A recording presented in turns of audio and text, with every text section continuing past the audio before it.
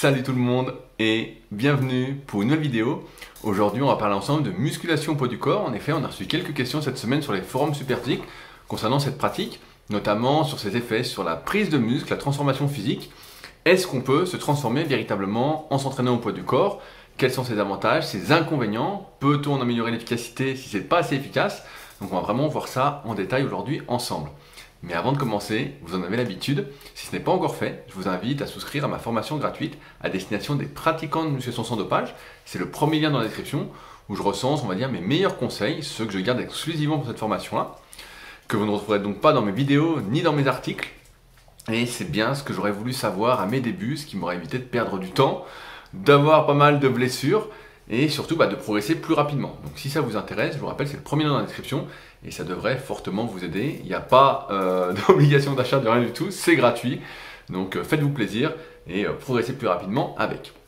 Alors cette semaine, on a reçu une question de EB94 sur les forums Superphysique qui a l'objectif, après cette sortie de confinement, de se développer, on va dire, de manière complète. Il veut prendre du muscle, il veut prendre de la force, il veut améliorer son cardio, avoir une des meilleures capacités cardio-respiratoires, cardiovasculaires. Il veut en même temps être plus souple, il veut en même temps travailler sa proprioception, donc je pense qu'il veut dire son équilibre, parce que la proprioception c'est la perception de son corps dans l'espace. Donc il a plein d'objectifs à la fois et il n'a pas de matériel. Et donc il entraîne au poids du corps, il n'a même pas de haltères, il n'a rien, il a juste une barre fixe et il se dit il met son programme sur le forum, qui est un programme assez basique d'entraînement au poids du corps, donc où on va retrouver les principaux exercices qu'on peut faire au poids du corps. Il n'y en a pas 15 000, comme des tractions, des dips, des pompes, des squats à vide, à deux jambes. On pourrait également faire des squats à une jambe si on était assez fort, des fentes, toutes les variantes de fentes possibles et inimaginables. Ce qu'on appelle des tractions horizontales ou tractions belges, où on se met sous une barre, encore faut-il avoir une barre, et où on se tracte à la manière d'un exercice de rowing. Donc son programme ressemble à ça, et il se demande si son programme est bien, et si grâce à celui-ci, il va pouvoir atteindre ses objectifs. Alors il faut le dire, la musculation au poids du corps, c'est revenu à la mode, c'était très à la mode aux alentours des années 2005 à 2010. Après c'était tombé un peu en désuétude, et là en ce moment ça revient fortement à la mode, parce qu'il y a plein de personnes qui font des vidéos, ou qui font des livres, il y a beaucoup de livres maintenant qui sont sur la musculation au poids du corps, qui nous expliquent, ou du moins qui démontrent, qui cherche à nous montrer que en s'entraînant sans matériel, sans contrainte de matériel, sans contrainte d'espace ou de lieu, on peut se construire un bon physique. Et souvent, ça va être des personnes qui ont fait auparavant beaucoup de musculation classique avec barres et haltères, avec machines, avec bancs, etc. Qui ont développé donc un super physique. Après quelques années d'entraînement, voire pour certains plus d'une dizaine d'années d'entraînement avec l'investissement qui va avec derrière au niveau alimentation et hygiène de vie. Et elles se disent, il y a beaucoup de personnes qui n'ont pas accès à du matériel, qui ne souhaitent peut-être pas en acheter, et donc je vais leur proposer de faire des exercices au poids du corps. Et donc on voit des personnes qui ont un bon physique proposer des entraînements au poids du corps, et on fait souvent l'erreur, je pense que beaucoup font l'erreur en tout cas, d'apparenter le physique de la personne à l'entraînement qu'elle propose aujourd'hui, en omettant plusieurs points. C'est que le premier et le plus important, c'est qu'il est beaucoup plus facile de maintenir sa masse musculaire, du moins de maintenir une grosse partie de sa masse musculaire, avec un entraînement, on va dire, minimaliste, moins intensif, moins lourd, que de le développer. Par exemple, si aujourd'hui, après presque 20 années d'entraînement en muscu, je me mettais à la musculation au poids du corps, certes, je perdrais un petit peu, et je vais expliquer pourquoi après, mais je maintiendrai 90% de mon physique sans trop forcer, grâce à cet entraînement, on va dire, minimaliste, cet entraînement qu'on peut faire un peu partout. Maintenant, dans les faits, c'est bien le seul avantage de l'entraînement au poids du corps. En effet, souvent, ça va être des personnes qui débutent, qui vont vouloir se mettre à l'entraînement au poids du corps en se disant que au poids du corps, on a très peu de chances de se faire mal. Comme on n'utilise pas des poids, souvent utiliser des poids, ça peut faire peur. Et donc on se dit, on va s'entraîner au poids du corps. Et quand on voit des vidéos comme ça, de personnes qui ont un super physique en s'entraînant au poids du corps, ou qui sortent des bouquins sur des méthodes, c'est peut-être pas des méthodes à mes yeux, mais sur des programmes d'entraînement au poids du corps, on se dit, c'est super, c'est exactement ce qu'il me faut. Sauf qu'on rencontre plusieurs problèmes avec la musculation au poids du corps et son choix d'exercice assez limité. Le premier, c'est que quand on est débutant en musculation, c'est très rare, très rare de mon expérience, donc après avoir coaché plusieurs milliers de personnes depuis 2006, c'est très rare de réussir à faire des tractions de manière propre en utilisant ses muscles. Souvent, quand on débute la musculation, si on arrive à faire des tractions, c'est ce que j'appelle des tractions grenouilles, c'est-à-dire qu'on tire avec la tête rentrée dans les épaules et on tire tout sauf avec son dos, et donc c'est extrêmement difficile de développer son dos en faisant des tractions, et souvent en plus on va pas descendre, on va faire un mouvement voilà, un peu bizarre, qui n'est pas vraiment un mouvement de musculation, qui est un mouvement, je sais pas comment on pourrait dire, à éviter. Et donc d'une part, voilà, c'est pas possible. Donc on va faire des tractions qui ressemblent à rien. D'autre part, faire des dips pareil lorsqu'on n'a aucun entraînement, c'est peut-être moins dur que les tractions, mais pareil, beaucoup de personnes ne vont pas y arriver quand elles débutent, notamment les personnes qui peuvent débuter et qui sont peut-être en surpoids, qui ont du poids en trop et qui cherchent à perdre, bah, ça va être hyper difficile. Si on débute et qu'on est très maigre, bah, ça va être beaucoup plus facile, mais ça va être beaucoup plus dur. Pareil, tout à l'heure je parlais de squat à une jambe, bah ça pareil, pour faire des squats à une jambe, il va falloir vraiment s'entraîner, ne serait-ce que d'un point de vue de la force, d'un point de vue de la mobilité, qui est également, on pourrait l'apparenter à la force, mais il va falloir développer pas mal de capacités avant de pouvoir y arriver, et donc on va rester souvent sur des exercices un peu faciles pour pouvoir les faire correctement. Donc au lieu de faire des dips, on va peut-être faire des dips entre deux bancs, au lieu de faire des tractions, on va peut-être se délester, ce qui est une bonne idée pour ceux qui n'ont pas accès, qui s'entraînent peut-être chez eux et qui n'ont pas accès à une poulie pour faire des tractions à la poulie haute, se délester avec un élastique, donc plus ou moins fort en fonction de combien on doit se délester pour bien faire ces tractions en tirant bien avec le dos. Je rappelle que s'il y en a qui s'intéressent, j'ai fait pas mal de vidéos sur la chaîne sur comment bien exécuter ces tractions, et vous pouvez d'ailleurs les retrouver sur mon site rudicoya.com en tapant le meilleur exercice dos, où là il y a toutes les vidéos, il y a tout l'article, etc. pour vous apprendre à vraiment bien tirer avec le dos. Parce que si vous êtes comme moi, et ben moi pendant des années, j'ai fait des tractions dégueulasses et je prenais pas de dos et je me disais je suis pas fait pour le dos. En fait c'est juste que je faisais des tractions pourries et en même temps je faisais des rowing tout avec les bras, donc pareil, ça n'allait pas. Bref, on se retrouve en fait, d'autre part, avec des exercices qui peuvent ne pas nous convenir d'un point de vue morpho-anatomique. On a remarqué, vous l'avez sans doute remarqué si ça fait longtemps que vous avez fait de la musculation, c'est que la musculation au poids du corps, elle profite très très bien aux personnes qui ont des segments courts. C'est ce que j'appelle notamment dans la méthode Superphysique, consacrée à l'analyse morpho-anatomique,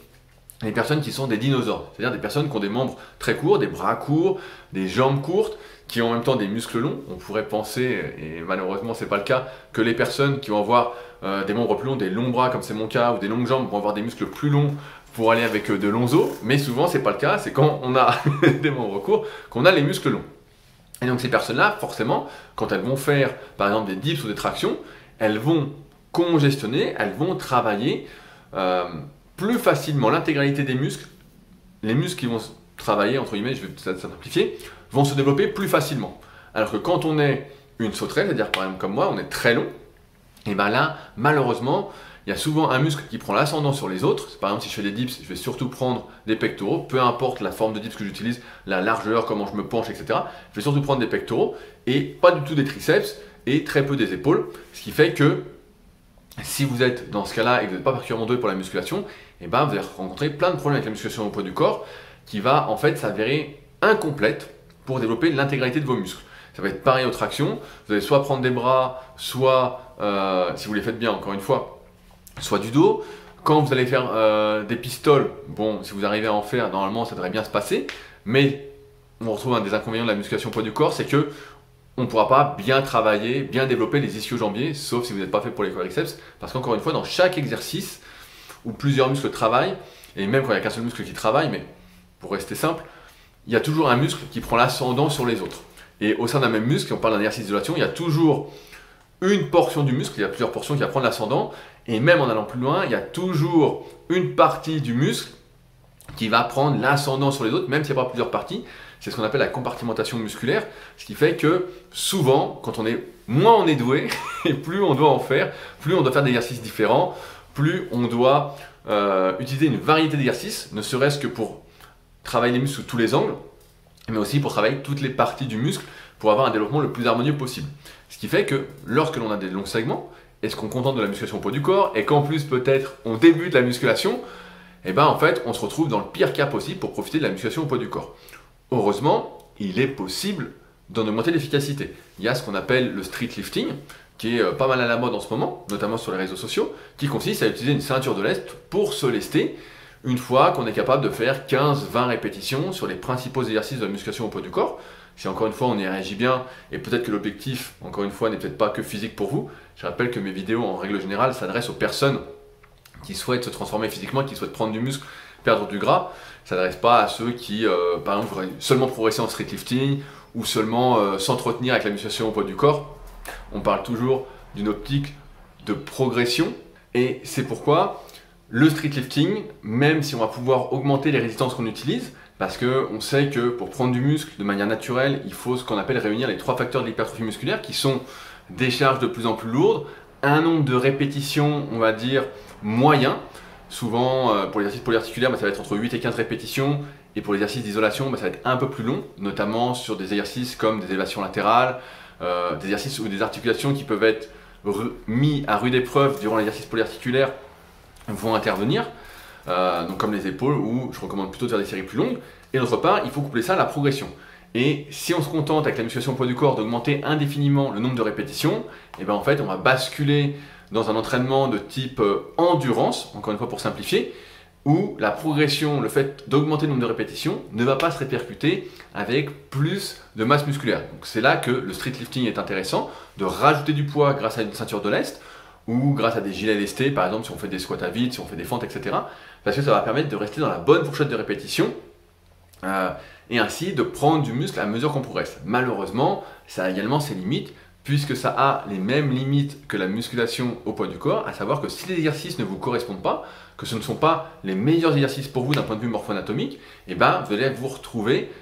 peut-être avec des douleurs qui peuvent être articulaires, tendineuses. Il faut savoir que, par exemple, les dips sont un exercice qui peuvent être assez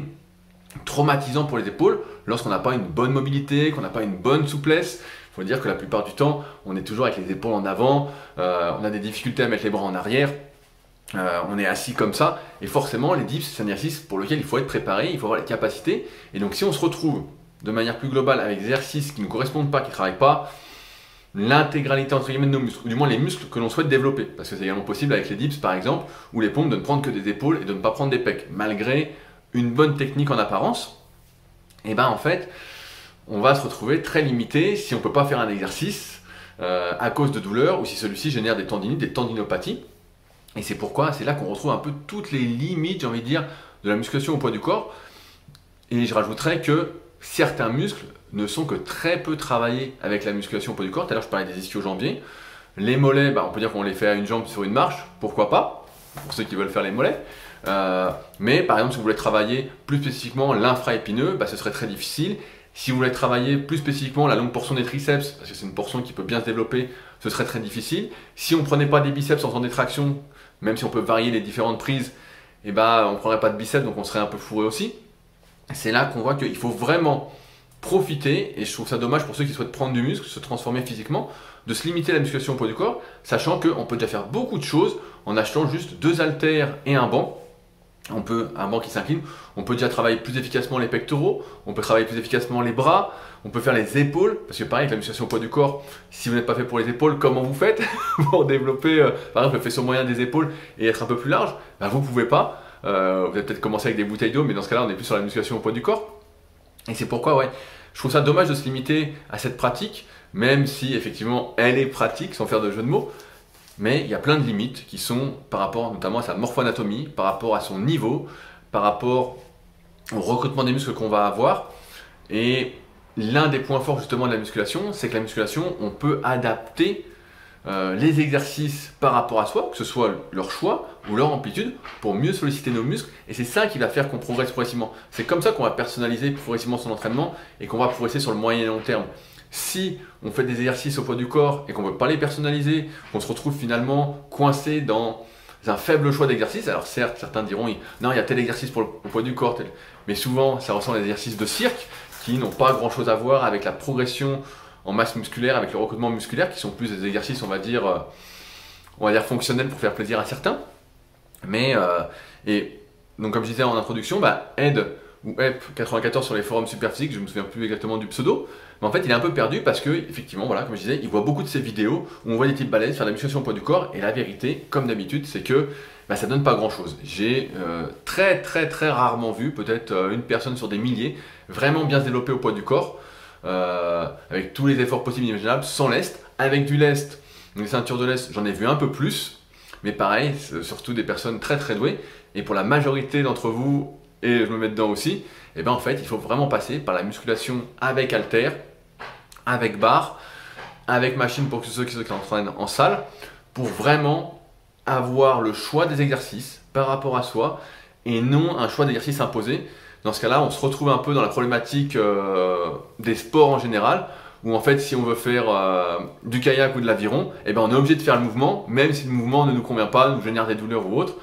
et ça perd l'intérêt de la musculation, où justement on peut vraiment tout adapter par rapport à soi, et où on peut vraiment bien se développer. Mais là, comme vous le comprenez, et je vais conclure un peu là-dessus, c'est que la musculation au poids du corps a trop de limites pour être véritablement efficace sur la majorité, et c'est dommage de se limiter à ça. Et est-ce que ça va faire de vous un athlète complet de vous entraîner au poids du corps? Non, mais ça n'empêche pas, toutefois, de mettre des exercices au poids du corps dans son entraînement. Personnellement, je fais toujours des tractions, je fais toujours des dips, je fais toujours des variantes de pompe, c'est des exercices que j'ai toujours bien aimés, mais ils sont complétés par d'autres exercices pour un développement plus complet, pour une prise de force plus complète, parce qu'encore une fois, souvent on est fort là où on s'entraîne. Il y a peu de transferts entre guillemets, sauf pour certaines personnes, encore une fois, qui sont pour moi des exceptions, mais il y a assez peu de transferts entre les exercices. Par exemple, il y a peu de transferts entre le développé militaire et le développé couché. Pour donner un exemple, il y a peu de transferts pour moi entre les dips et le développé couché, même si on sent que ça aide, c'est pas le même mouvement, c'est pas le même angle, c'est pas le même recrutement musculaire, donc forcément ça joue aussi. Et donc si votre objectif est la force, c'est également très très limité si on parle de force générale et non pas de force spécifique sur un exercice. Enfin, sur le côté cardiovasculaire, et pour le développer, comme d'habitude, il faut faire du cardio, des exercices cardiovasculaires. On peut imaginer faire des circuits au poids du corps, donc ce qu'on appelait nous des circuits training à l'époque, c'est-à-dire enchaîner tous les exercices, se reposer et refaire une série de chaque exercice, ça plusieurs fois.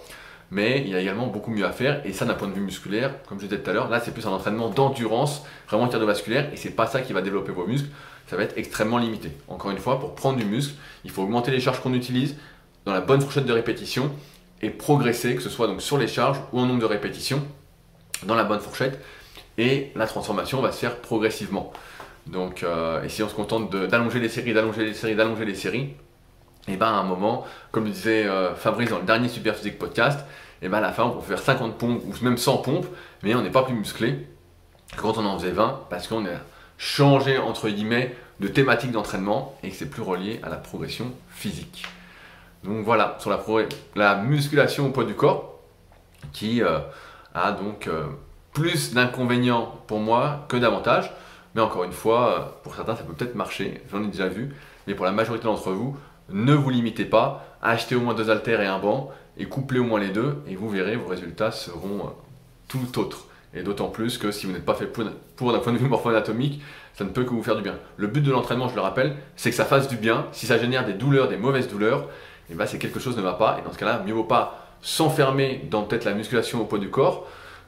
si ça vous fait plus de mal que de bien, mais plutôt vous ouvrir à d'autres pratiques de la musculation qui vont vous faire du bien. Et là, par exemple, c'est un plus vaste choix d'exercices. Voilà ce que j'avais à vous dire pour aujourd'hui. Comme d'habitude, si vous souhaitez réagir, n'hésitez pas à réagir directement sous les commentaires sous la vidéo ou directement sur les forums Superphysique, www.superphysique.org. Si vous souhaitez ne louper aucune des prochaines vidéos, je vous invite comme d'habitude à vous abonner et également à m'encourager en laissant un petit pouce bleu. Si vous souhaitez aller plus loin avec mes conseils, je rappelle la formation gratuite dans le premier lien dans la description. Également, il y aura des liens dans la description vers mes livres sur la morpho-anatomie pour apprendre à faire votre analyse morpho-anatomique ou tout simplement pour travailler avec moi dans le cadre du suivi coaching à distance que je propose. Dans ce cas-là, n'hésitez pas à me contacter, qu'on en discute avant que vous régliez quoi que ce soit sur le site. C'est bien qu'on soit sur la même longueur d'onde et qu'on voit si on peut avancer ensemble. Sinon, ça n'aura pas d'intérêt ni pour vous, ni pour moi. Sur ce, on se retrouve la semaine prochaine pour une nouvelle vidéo. Salut!